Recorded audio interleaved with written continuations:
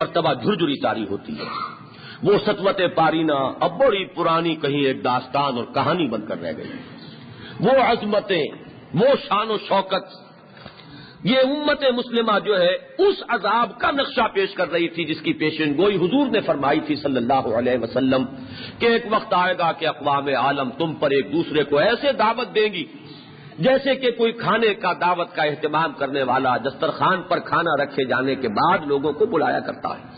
آئیے کھانا تناول فرمائیے. یہ لقمہ تر ہو جائے گی امت محمد علیہ صاحب الصلاۃ والسلام.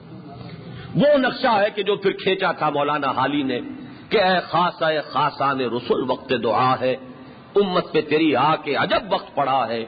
وہ دین جو بڑی شان سے نکلا تھا وطن سے پردیس میں، وہ آج غریب الغربا ہے اور پستی کا کوئی حد سے گزر نہ دیکھے، اسلام کا گر کر نہ ابھر نہ دیکھے، مانے نہ کبھی کہ مد ہے ہر جزر کے بعد دریا کا ہمارے جو اتر نہ دیکھے. یہ نقشہ ہے. 1924 میں وہ خلافت، اس کا جو ایک نشان باقی رہ گیا تھا، وہ اس ملت کی وحدت کا ایک سمبل تھا، اس کو بھی ختم کر دیا. اور ختم غیروں نے نہیں کیا، اپنوں نے کیا. اس وقت جو عربوں کے ہاتھوں ترکوں کا خون بہا ہے، وہ بھی عذاب خدابندی کی بدترین صورتوں میں سے. قرآن مجید میں بیان ہوا ہے عذاب خدابندی کبھی زمین سے ابلتا ہے قدموں کے نیچے سے، کبھی عذاب جو ہے آسمان سے برستا ہے. اور عذاب کی ایک تیسری صورت یہ ہے کہ او یلبسکم شیعا فیذیق بعضکم باس بعض، تمہیں گروہوں میں تقسیم کر دے اور ٹکرا دے کہ ایک دوسرے کی قوت کا مزہ چکھو. مسلمان ہی کے ہاتھ میں مسلمان کا گریبان ہو، اور مسلمان کا خنجر مسلمان کے سینے میں پیوست ہو رہا ہو، اور مسلمان کی تلوار مسلمان کے حلقوم پر پھر رہی ہو، اور مسلمان کے ہاتھ سے مسلمان کی عزت کا دامن تار تار ہو رہا ہو. یہ نقشہ یہ ہوا ہے اس صدی کے آغاز میں عربوں کے ہاتھوں ترکوں کا، اور بڑی بہیمانہ جو بربریت ہے اس کا معاملہ ہوا ہے. اور ادھر بھی کلمہ گو تھے اور ادھر بھی کلمہ. بہرحال یہاں تک میں بیان کر چکا ہوں اپنی پچھلی تقریروں میں، اس کا خلاصہ میں نے عرض کیا. اب اس سے آگے جب ہم چلتے ہیں تو یوں سمجھنا چاہیے کہ یہ ہے ہمارا اب حال. یہ بات سمجھ لینی چاہیے کہ ہمارے اس زوال اور اس محلال اور اس ساری جو عذاب خدابندی کے کوڑے ہم پر برسے ہیں، اس کا اصل سبب کیا ہے. یہ موضوع ہمارے ہاں رہا ہے. محققین، مصنفین جن کے دلوں میں درد تھا اسباب زوال امت، اس پر بڑی بڑی کتابیں لکھی گئی. لیکن ایک سبب ہے اس کا اصل، اس کو اچھی طرح سمجھ لیجئے. اسباب کا لمبا چوڑا تانا بانا، کچھ اسباب ثانوی ہوا کرتے ہیں، لیکن ایک سبب ہوتا ہے اصل اور حقیقی. اس سبب کی اگر تشخیص نہ ہو اور ثانوی جو عوامل کسی مرض کو بڑھانے میں ممد ہوتے ہیں اور مؤثر ہوتے ہیں، صرف ان پر نگاہوں کو اگر مرتکز رکھا جائے تو علاج کے درست ہونے کی کہیں صورت نہیں. اصل کاز کیا ہے اس کی گرفت ہونی چاہیے، اس کو پکڑا جائے کہ اصل سبب کیا ہے. وہ اصل سبب اچھی طرح سمجھ لیجئے، وہ اصل سبب ہے اس فرض منصبی سے کوتاہی جس کے لیے ہمیں ایک امت بنایا گیا تھا. ہم دنیا میں سلطنتیں قائم کرنے کے لیے امت مسلمہ نہیں بنائے گئے. ہم دنیا میں صرف اپنی بلندی اور اپنی حکومت کے تخت جمانے کے لیے ہمیں امت نہیں بنایا گیا. اس امت کی یہ غرض تاسیس ہے تم امین ہو اس دین کے جو محمد الرسول اللہ صلی اللہ علیہ وسلم لے کر آئے. تمہاری اس جمعیت، تمہاری اس اجتماعیت، تشکیل امت، تاسیس امت، اس کا مقصد وحید یہی ہے کہ اللہ کے اس دین کی گواہی دو نوع انسانی کے سامنے. رسالت محمدی علیہ صاحب الصلاۃ والسلام کے مقاصد کی تکمیل کرو. تم نے اس حکومت کو سمجھا جیسے اوروں کی حکومت ہوتی ہے ویسے تمہاری حکومتیں. حاکموں کا کام ہے عیاشی کرنا، حاکموں کا کام ہے اپنے لیے آسائشیں حاصل کرنا، اپنے محلات کو سنوارنا. جب تم نے اپنے آپ کو دنیا کی دوسری قوموں کی سطح پر لا کھڑا کیا، درا حالے کہ تم اصلاً امین تھے ایک امانت الہی کے، اور تمہارے ذمہ تھا اس امانت کا پہنچانا نوع انسانی تک، تو اللہ تعالی کے لیے تمہاری حیثیت اس چیز کی ہے کہ جو اپنے مقصد کو پورا نہ کرتی ہو. اس کا آپ کو معلوم ہے کہ جو چیز جس کام کے لیے بنائی جائے اگر اسی کام کو وہ پورا نہ کرے تو اس چیز کا ٹھکانہ کوڑے کرکٹ کا ڈھیر ہے. اسے کوڑی پر پھینک دیا جاتا ہے۔ قلم کا کام لکھنا ہے، اگر لکھ نہیں رہا تو اس کو پھینک دیا جائے گا۔ جو چیز جس مقصد کے لیے بنائی گئی ہو اس کو وہ پورا نہ کرے، اپنی جگہ چاہے وہ کچھ بھی ہوا کرے، اس کی کوئی قدر و قیمت نہیں۔ امت محمد علیہ صاحب الصلاۃ والسلام کی تشکیل کی غرض یہ ہے جو قرآن بیان کر رہا ہے، لِتَكُونُوا شُهَدَاءَ عَلَى النَّاسِ وَيَكُونَ الرَّسُولُ عَلَيْكُمْ شَهِيدًا۔ یہ در حقیقت بعثت محمدی کے جو عالمی مقاصد ہیں ان کی تکمیل تمہاری اس اجتماعیت کا اصل نصب العین اور اس کا اصل مقصود قرار پائے، تب تو تم اپنے اس مقصد کو پورا کر رہے ہو۔ اور اگر اسی کو پیٹھ دکھا دی، دیکھیے یہ پیٹھ دکھانے کا لفظ ہے جو قرآن نے استعمال کیا، ان تتولوا یستبدل قوما غیرکم۔ اگر تم نے پیٹھ دکھا دی، تم نے رخ موڑ لیا، تو ہم تمہیں ہٹا کر کسی اور کو لے آئیں گے۔ چنانچہ یہ وہ اللہ تعالی کی وعید عربوں کے حق میں پوری ہوئی، جبکہ عربوں کو ہٹا دیا گیا، تہس نہس کیا گیا، ان کا قتل عام صلیبیوں کے ہاتھوں کرایا گیا، ان کا قتل عام تاتاریوں کے ہاتھوں کرایا گیا۔ بنی عباس کا آخری ٹمٹماتا ہوا چراغ جو ہے وہ بغداد کی سڑک پر اس کو جس طریقے سے اس کی جان لی گئی ہے، اسے ہلاک کیا گیا ہے انتہائی بہیمانہ طریقے پر۔ آسمارا حق بود گر خوب عبارت برزمی برزوال ملک مستعصم امیر المومنین، یہ اصل میں وہی تھی، ان تتولوا یستبدل قوما غیرکم، تمہیں ہٹائے گا کسی اور کو لے آئے گا۔ اور ہے عیاں فتنہ تاتار کے افسانے سے، پاسباں مل گئے کعبے کو صنم خانے سے، اب اور آ گئے، ان کے ہاتھ میں جھنڈا تھما دیا گیا۔ جب انہوں نے بھی اس کو پیٹھ دکھا دی تو ان کے ساتھ بھی وہی معاملہ ہوا۔ سنت اللہ جو ہے وہ تو وہی رہے گی، اس کے اندر کوئی فرق واقع نہیں ہوگا، کسی قوم کے لیے وہ نہیں بدلتی۔ اگر حضور کی جو بعثت اولین کا شرف حاصل کرنے والی قوم، اگر عربوں کے حق میں وہ سنت پوری ہوئی تو غیر عرب جو ہے اب ان کو تو سوچنا چاہیے کہ ان کا تو کوئی اور اختصاصی معاملہ ایسا نہیں ہے کہ یہ سنت اللہ ان کے حق میں پوری نہ ہو۔ اگر وہ بھی دین کو پیٹھ دکھائیں گے تو جو اللہ تعالیٰ نے بنی اسرائیل کے ساتھ کیا تھا وہ ان کے ساتھ بھی ہوگا کہ ضربت علیہم الذلۃ والمسکنۃ وباؤوا بغضب من اللہ۔ بنی اسرائیل سے اللہ تعالیٰ کی کوئی ذاتی دشمنی نہیں تھی، کوئی پرخاش نہیں تھی، بلکہ بڑے لاڈلے رہے ہیں یہ اللہ کے۔ میں نے کئی مرتبہ حوالہ دیا ہے، ان کو جو یہ زوم ہو گیا تھا کہ نحن ابناء اللہ واحباؤہ، ہم تو اللہ کی اولاد کے مانند ہیں، اس کے بڑے چہیتے ہیں، تو یہ زوم بے بنیاد نہیں۔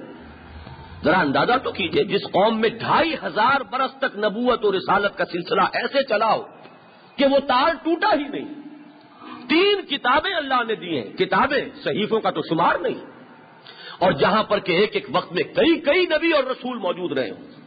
حضرت موسیٰ ہیں تو ساتھ ہارون ہیں، حضرت عیسیٰ ہیں تو ساتھ یحییٰ موجود ہیں۔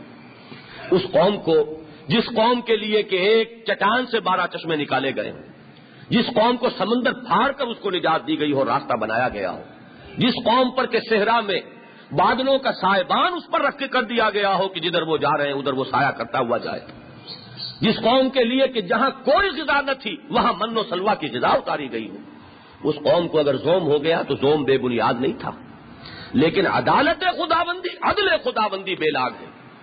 اسی کا مظہر تو ہے محمد الرسول اللہ صلی اللہ علیہ وسلم کا یہ قول کہ اگر فاطمہ بنت محمد بھی چوری کرے گی تو اس کا ہاتھ کاٹا جائے گا۔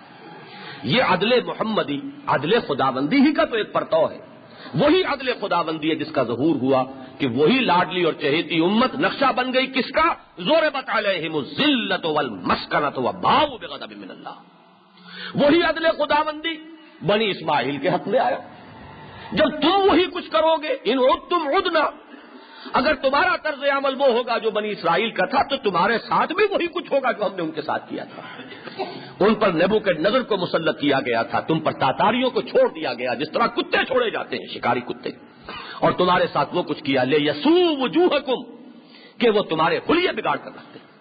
اس کے بعد یہی ہو رہا ہے، یہ جو اس صدی کے آغاز میں جہاں تک ہم پہنچے تھے، یہ کوئی 300 برس کا ایک دور ہے مسلمانوں پر ادبار کا، بلکہ 400 برس شمار کیجئے کہ یہ اگر 15ویں صدی کے آخر میں اس کا آغاز ہوا ہے تو وہاں سے لے کر 20ویں صدی تک یہ 400-500 برس کا ہے در حقیقت ایک دور کہ جو ہم پر مسلسل زوال اور مسلسل ادبار، جو دن آیا ہے ہم پیچھے ہی اور نیچے ہی گرتے چلے گئے۔ عزت، وہ جو علامہ اقبال نے کہا کہ غیرت نام تھا جس کا گئی تیمور کے گھر سے، تو عزت جس چیز کا نام تھا، وقار جسے کہتے ہیں، سربلندی جسے کہتے ہیں، وہ گویا کہ مسلمانوں سے چھین لی گئی۔ یہ ہے در حقیقت اس صدی کے آغاز کا نقشہ۔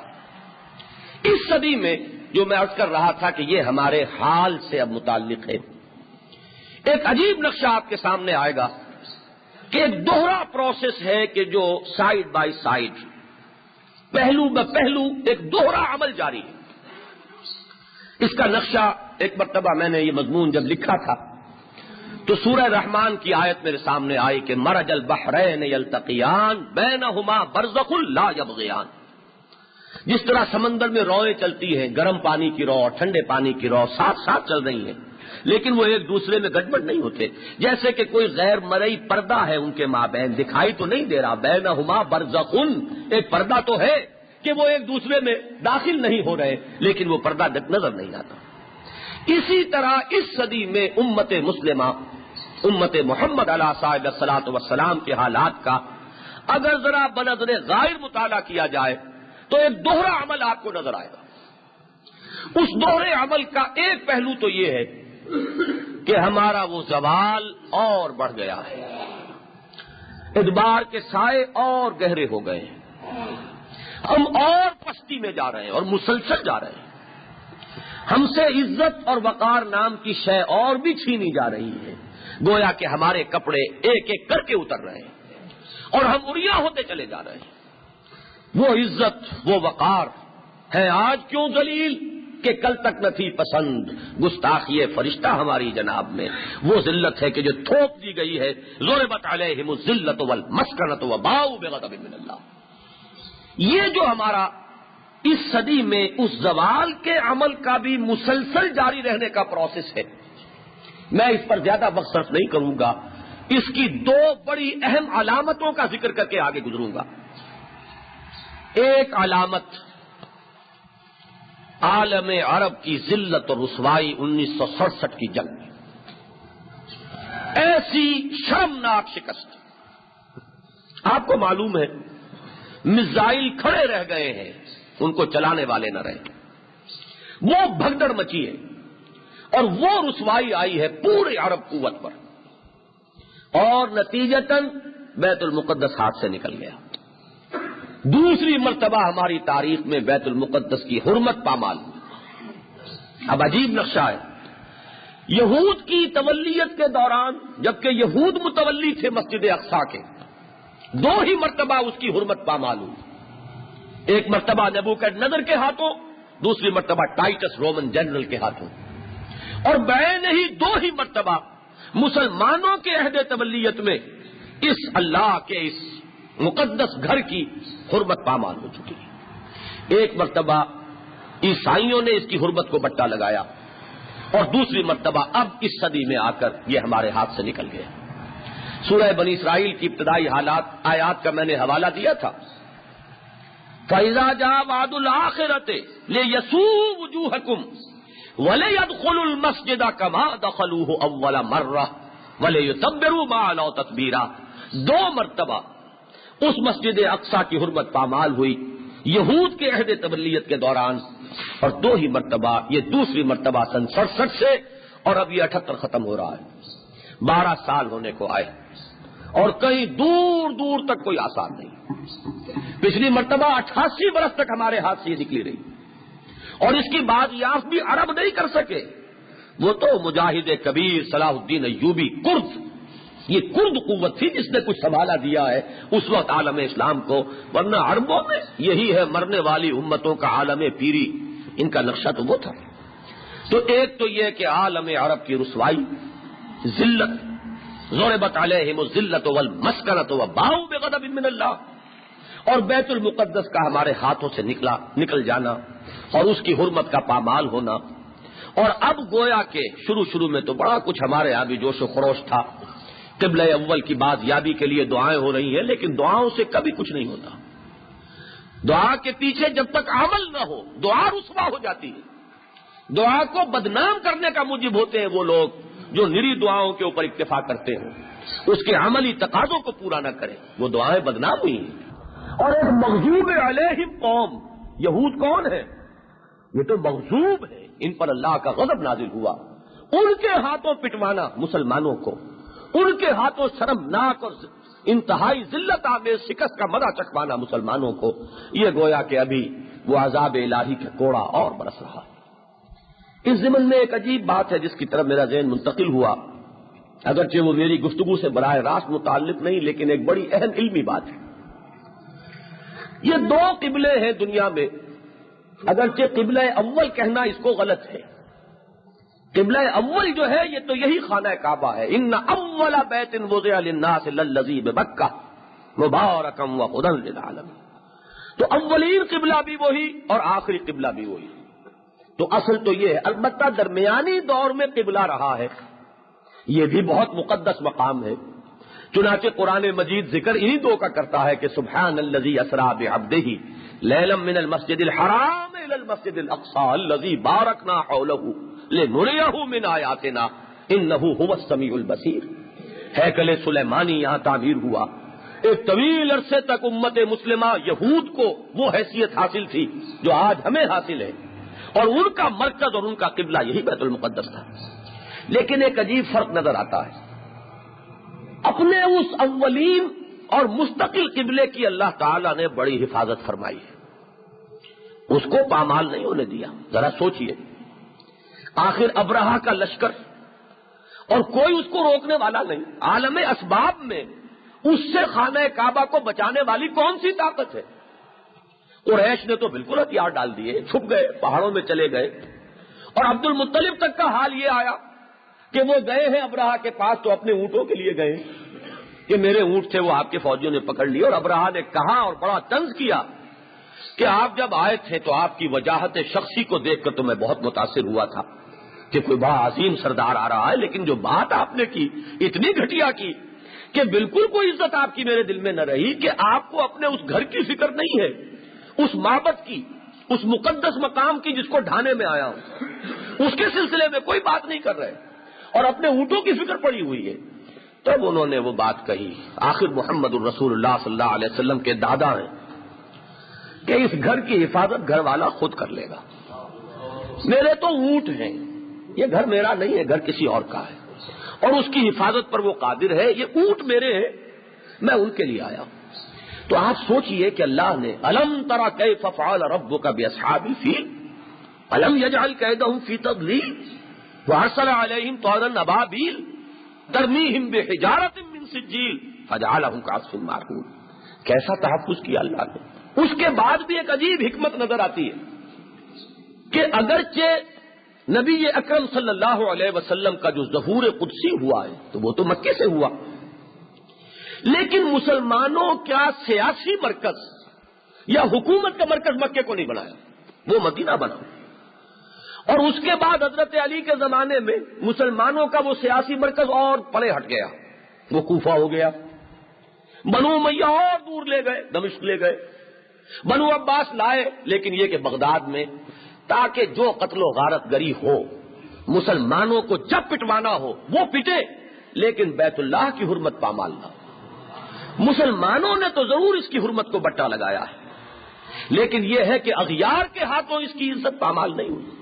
یہ پٹے، ان پر جو ہوتا ہو. خون کی ندیاں بنے تو بغداد کی گلیاں بنے، قتل عام اگر ہو تو وہ ان علاقوں میں ہو. یہ ان کا حکومتی اور انتظامی مرکز یہ نہ رہے کہ یہ بھی اس پر بھی آنچ آتی رہے اور اس کی عزت بھی پامال ہوتی رہے.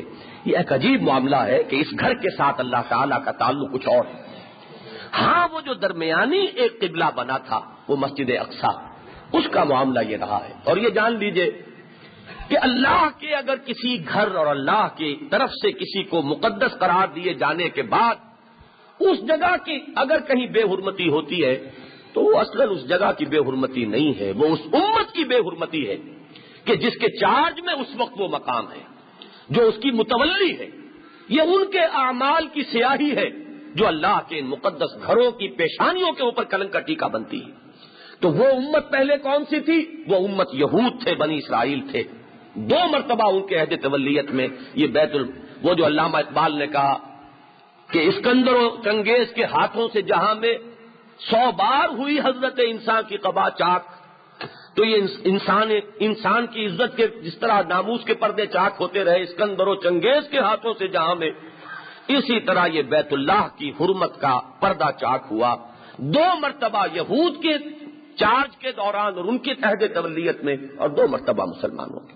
تو یہ گویا کہ ایک بہت بڑا نشان ہے کہ ابھی ہم غضب خداوندی اور عذاب خداوندی کی لپیٹ میں ہیں. وہ کوڑے ابھی ہماری پیٹھ پر برس رہے ہیں. اور دوسرا بڑا نشان بالکل وہ نقشہ کہ جو اس صدی کے آغاز میں او یلبسکم شیعان فیذیق بعضکم باس بعض، مسلمانوں کے ہاتھوں مسلمانوں کی گردنیں کٹوانا، یہ جو عذاب خداوندی کی بدترین صورت ہے. نیچے سے عذاب برسا یا ابھرا یا اوپر سے برسا، لیکن جب مسلمانوں کے ہاتھوں مسلمان کی گردن اتر رہی ہو اور ناموس کا پردہ چاک ہو رہا ہو تو جذباتی اعتبار سے سمجھیے کہ اس سے زیادہ تکلیف دہ بات اور کوئی نہیں. وہ آپ نے پڑھا ہوگا اس رومی ڈرامے میں کہ رومی ایمپرر پر حملے ہو رہے ہیں، لیکن جب بروٹس کا حملہ ہوا ہے تو بروٹس یہ جو تھا یہ اس کے دل پر جا کر جو کاری لگا تھا کہ تم سے اس کی توقع نہیں. مسلمانوں کے ہاتھوں، اگر کسی ہندو کے ہاتھوں مسلمان کی عزت کا پردہ چاک ہو، ناموس کا پردہ چاک ہو، وہ زخم اتنا گہرا نہیں ہوگا جتنا کہ کسی کلمہ گو کے ہاتھوں کسی کلمہ گو کی عزت کا دامن تار تار ہو جائے. اور یہ سزا مشرقی پاکستان میں ہم پر مسلط ہوئی.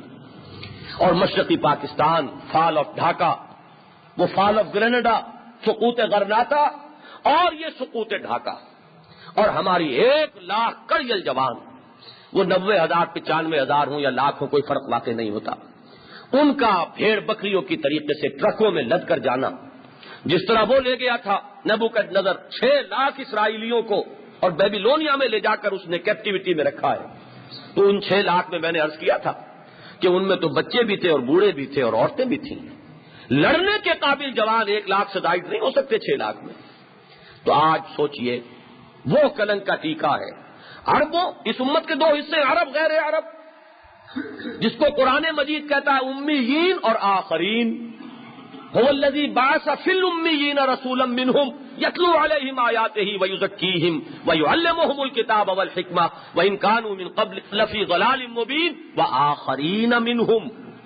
امیین کے لیے سن 67 کی شرمناک شکست اور بیت المقدس کا ہاتھوں سے نکل جانا، اور آخرین کے لیے یہ سقوط ڈھاکہ اور 90,000 یا 1 لاکھ کڑیل مسلمان فوجیوں کا قیدی ہو کر ہندوستان کے ہاتھ میں رہنا، یہ عذاب خداوندی. یعنی یہ میں نے 2 آپ کے سامنے شواہد رکھے ہیں کہ ابھی ہم پکڑ میں ہیں.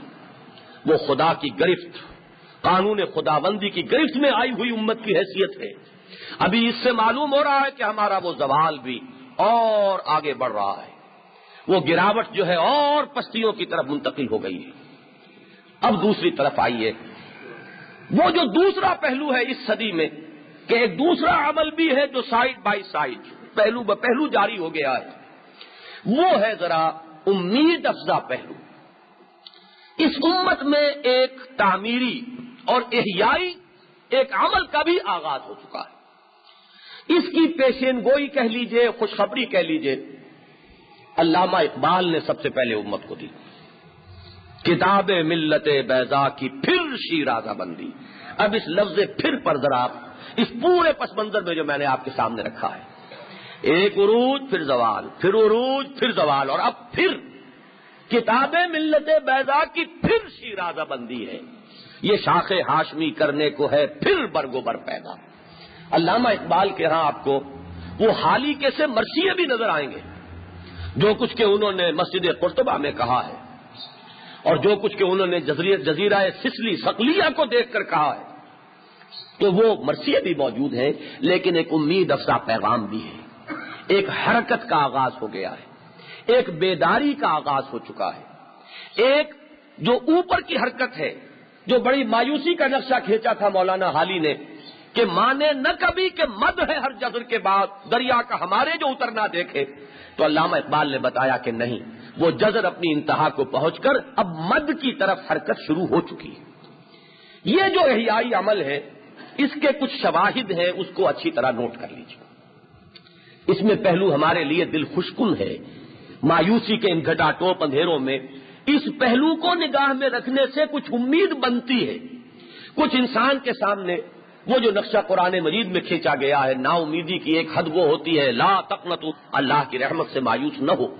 تو بہرحال انسان بربنائے طب بشری کچھ چاہتا ہے کہ کوئی اسے شواہد بھی تو نظر آئے، امید کے لیے کوئی بنیاد بھی تو نظر آئے.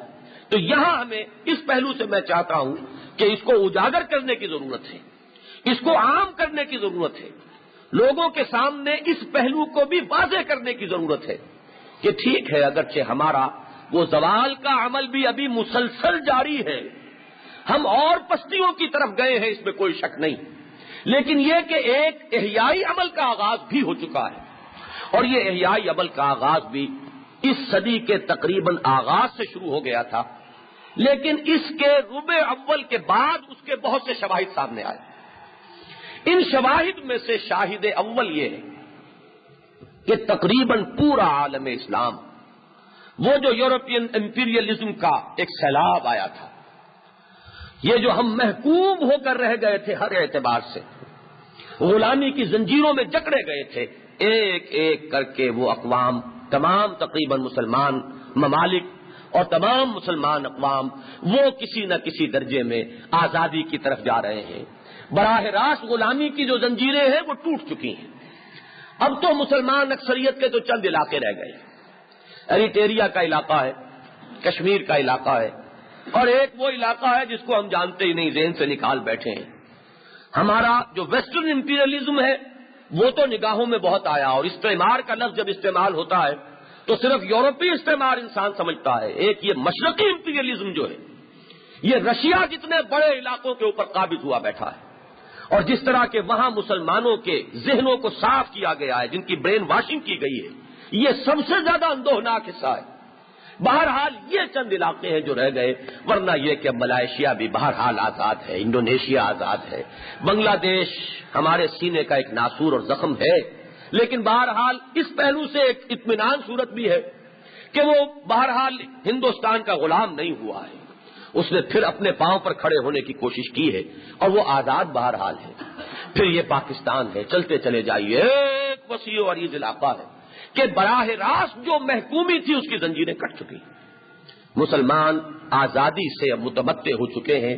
یہ جو ان تمام مسلمان ممالک کا یورپ کی براہ راست غلامی سے نجات حاصل کر لینا ہے، یہ خود ایک بہت خوشائند عمل ہے، اور اس کے ذریعے سے گویا کہ امت کے احیاء کا ایک مرحلہ، اگرچہ وہ محدود مرحلہ ہے، یہ میں بعد میں عرض کروں گا کہ یہ ابھی آزادی صرف سیاسی آزادی ہے، اس میں علمی آزادی نہیں، اس میں تہذیبی آزادی نہیں، اس میں ذہنی آزادی نہیں، اس میں ثقافت کی آزادی نہیں، اس میں ہماری معیشت کی آزادی نہیں، اس میں ہماری صلح و جنگ کی آزادی نہیں. آزادی بہت محدود ہے. سب سے بڑی غلامی تو میں سمجھتا ہوں کہ تہذیبی غلامی اور فکری غلامی ہے، جس کے بندھن ابھی بڑے مضبوط ہیں، جس میں ہم جکڑے ہوئے ہیں بری طریقے سے. تو اس پہلو سے تو ابھی وہ عمل کہیں مکمل نہیں ہوا ہے، لیکن ایک نقطۂ آغاز کے طور پر بہرحال اس کی بھی اہمیت ہے کہ پوری امت مسلمہ تقریباً اغیار کی جو براہ راست غلامی تھی اس سے نجات حاصل کر چکی. اس کا دوسرا جو بہت بڑا شاہد ہے اور بہت اہم ہے، اور جو اس قریبی زمانے میں بہت نمایاں ہو کر آیا ہے، اس صدی میں احیاء اسلام کی متعدد تحریکیں اٹھی. یہ تحریکیں آج سے تقریباً 50 برس قبل ان کا آغاز ہوا، وہی نصف صدی جو میں کہہ رہا ہوں. اس صدی کو اگر 4 حصوں میں تقسیم کریں گے تو پہلی ربع صدی 1924، یہ تو یوں سمجھیے کہ وہ زوال ہی کا عمل ہے، اور ایبولیوشن آف خلافت، تنسیخ خلافت، یہ اس کا ایک بہت بڑا لینڈ مارک ہے. لیکن اس کے بعد سے وہ احیائی تحریکوں کا ایک دور شروع ہوتا ہے. یہ تحریکیں جو ہیں یہ مشرق سے مغرب تک مختلف مسلمان ممالک میں ابھری. چنانچہ انڈونیشیا سے چلیے تو مخدومی پارٹی، ہندوستان پاکستان میں آئیے، بر صغیر ہند و پاک میں تو ایک بڑی عظیم شخصیت مولانا ابوالکلام آزاد کی ابھری، جہاد کا نعرہ لگانے والے، قرآن کی طرف لوگوں کو متوجہ کرنے والے. یہ بات دوسری ہے کہ وہ اس دعوت کو خود ہی پھر خیر بات کہہ گئے اور ایک دوسرے راستے پر پڑ گئے، اور انڈین نیشنل کانگریس کے ساتھ انہوں نے اپنے آپ کو اس طرح وابستہ کیا ہے کہ اس میں جا کے گم ہو گئے. لیکن یہ کہ ابتدا میں جو نعرہ لگا تھا البلاغ اور الہلال کی جو دعوت تھی، جن لوگوں کو بھی کسی درجے میں مقالات الہلال اور البلاغی پڑھے ہو، وہ الہلال اور البلاغ تو بڑی پرانی دور کی بات ہے، یہ تو سن 12 13 14 15 16 اس کی بات ہے، لیکن یہ کہ بہرحال احیاء اسلام کا ایک بڑا